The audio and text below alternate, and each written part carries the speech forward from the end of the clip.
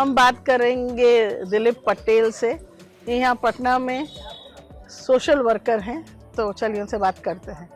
तो अब बताइए, आप कितने टाइम से इस इलाके में काम करें? आप कहाँ काम करते पहले, तो किस इलाके में? ज़्यादातर ऐसे तो पूरे पटने में काम करते हैं, लेकिन वोटर दीघा विधानसभा से हैं तो इसीलिए लगाव ज़्यादा दीघा विधानसभा से है। जी जी। और वही सलमों के शहरी गरीब, फुटपाथ दुकानदार और कंस्ट्रक्टर लेबर के बीच में हम लोग कार्यरत हैं, काम करते हैं जी।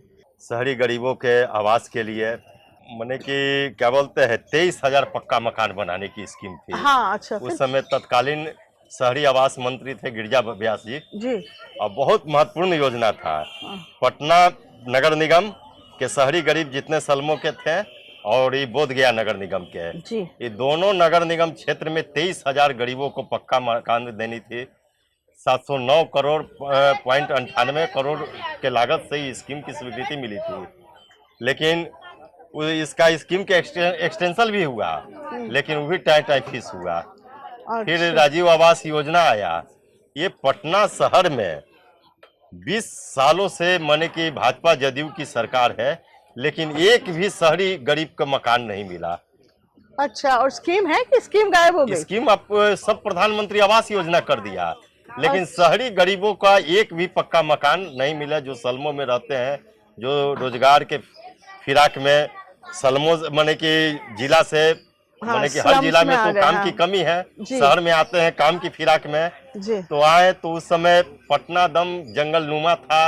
आए कोई नाला किनारे कोई सड़क किनारे बस गए, सलम हो गया तो अब गवर्नमेंट की जमीन महंगी हो गई है। हाँ। तो वो तो ये स्कीम है, ये तो भूमिहीन है पटना शहर में, जो सुदूर देहातों से आए हैं, जिलों से आए हैं, आके बस गए।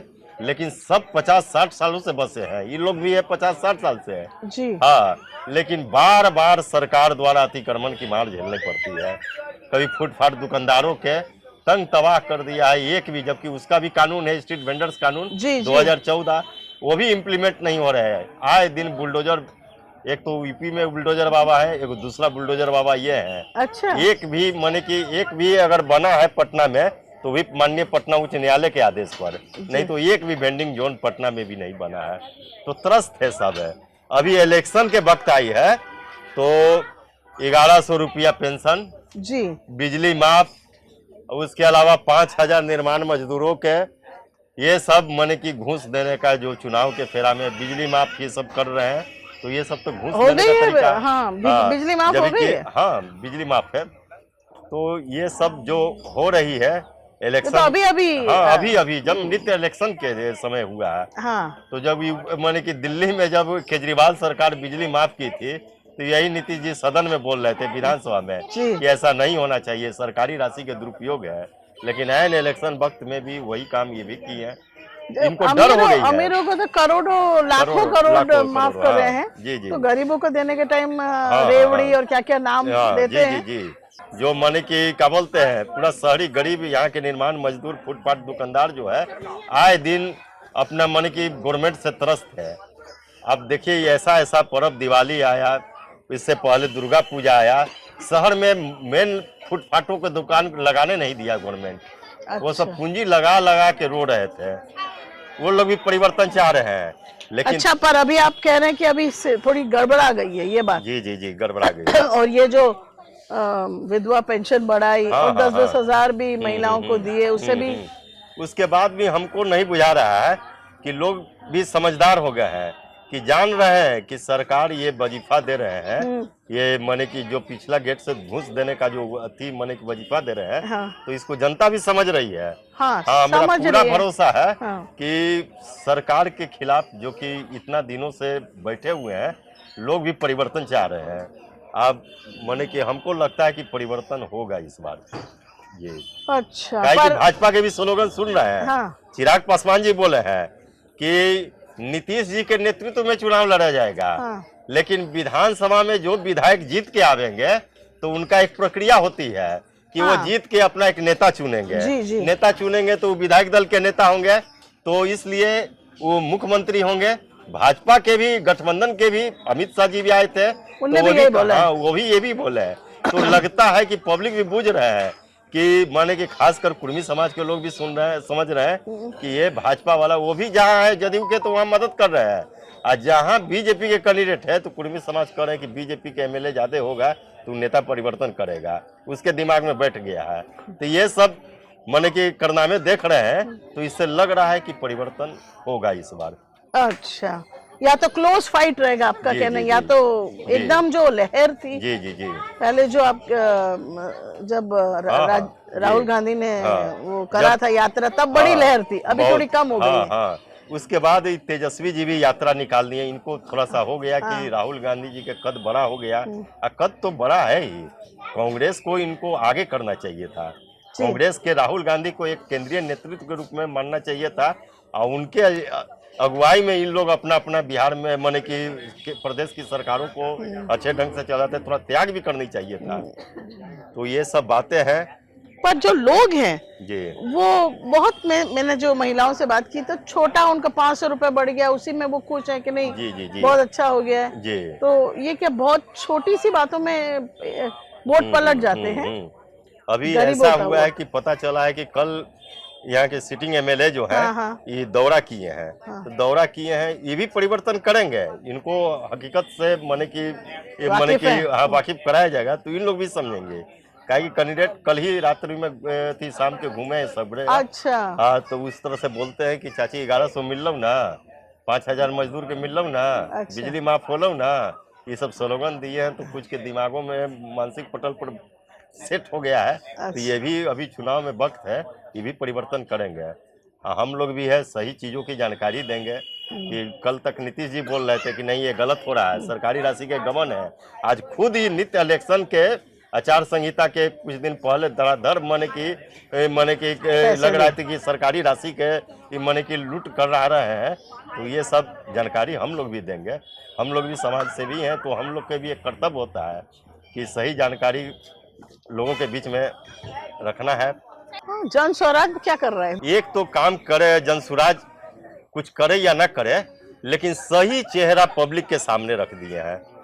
अब यही दिलीप जायसवाल, हम ये फर्क नहीं पड़ते, दिलीप जायसवाल जो भाजपा के मुखिया है, प्रदेश अध्यक्ष है, तो वो एक सिख के जो मेडिकल कॉलेज थे उसमें 4th ग्रेड एम्प्लॉय के रूप में कार्यरत थे, लेकिन वो ईसाई इतना माने कि ईमानदार चरित्र के थे, उस पर अपने वाइफ से उन पर माने कि क्या बोलते हैं गलत आरोप लगाया गया वाइफ से कि उनको बेचारा के जिल्लत की अति किया, वो लाज शर्म से भाग गए।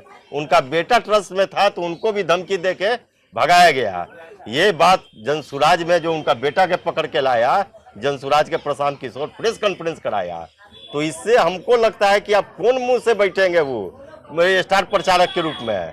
और सम्राट चौधरी जी जो अपने समाज के 7 लोगों के मर्डर किए हैं, तो वो भी थी मैंने कि ये बात जो पब्लिक के सामने प्रशांत किशोर जी रखे हैं, तो ये वही डिप्टी सीएम है, तो वो सब तो स्टार प्रचारक रहेंगे, लेकिन वो तो बड़ा काम किए कि एन वक्त में वो स्टार प्रचारक के गिनती में उनको नहीं रखे हैं।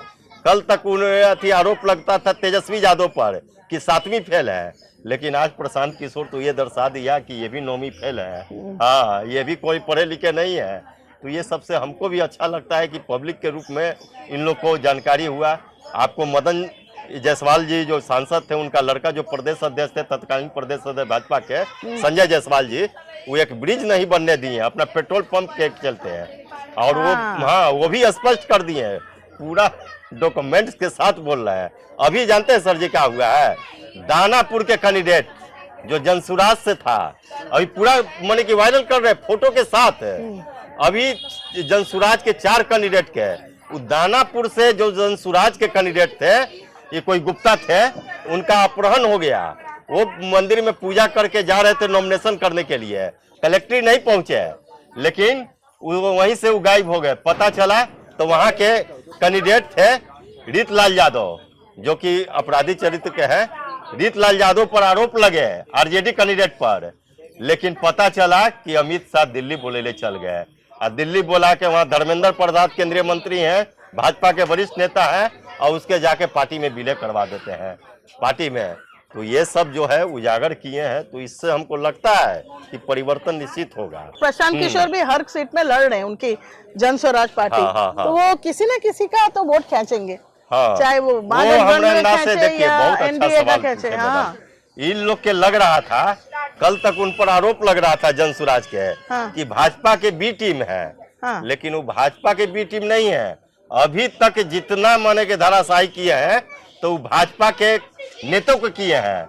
अभी तक जितने भाजपा से रुष्ट लोग हैं, भाजपा से रुष्ट लोग हैं, वही वहां जा रहे हैं जनसुराज में। महागठबंधन से इक्का दुक्का है तो भाजपा के माने कि 75% लोग कुछ कर गए हैं जनसुराज में।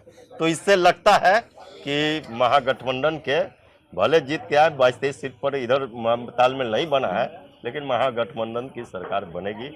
हमको ऐसा लगता है, लोग चाह रहे हैं कि परिवर्तन हो, काहे कि 20 साल से जो आरएसएस के गोद में खेल रहे हैं, हिंदू मुस्लिम जो कार्ड खेल रहे हैं, इससे जनता उब चुकी है। पहले था ना कि लालू जी के राज में सगड़ो आपराधिक माहौल थे। उनका बेटा नीतीश जी के नेतृत्व में डिप्टी सीएम यहाँ थे, तो उन्होंने उसके ने माने कि अधीन शिक्षा विभाग थी, लेकिन उन्होंने 5 लाख बहाली करके दिखा दिया, समझे ना, टीचर के। हाँ, उनके जो ग्रामीण कार्य विभाग थे, आपको क्या बोलते हैं, नगर विकास विभाग थे, तो उसमें छोटे छोटे 4th ग्रेड एम्प्लॉई, 3य ग्रेड के बहुत सारे बहाली किए हैं। लोगों को उन पर थोड़ा आभास बड़ा है। तो लालू जी के नाम पर तो ये सब 20 साल सरकार चलेबे की है। लालू जी चोर 900 करोड़ कुछ रुपया के पशुपालन घोटाला है। अभी महालेखाकार जो एजी बिहार है, उन्होंने स्पष्ट कर दिया कि 71,000 करोड़ के उपयोगिता प्रमाण पत्र सरकार एजी बिहार को नहीं दी है, और कोई उसका ये लेखा जोखा नहीं मिल रहा है विभाग में। सरकार स्तंभ है, लेकिन कहने के मतलब है कि वो दूध के धोया हुआ है, उस पर कोई क्लेम नहीं है। और 900 करोड़ में इसमें कांग्रेस के भी थे और सब दलों की थी, जो पशुपालन मंत्री सीएम थे, तो वो सब भी अभियुक्त है। लेकिन लालू जी को बार बार केंद्रित करके 20 साल से सरकार चला ली है। अभी होगा परिवर्तन, ये हमको लगता है। कुछ लोग जाग भी रहे हैं। चलिए, थैंक यू।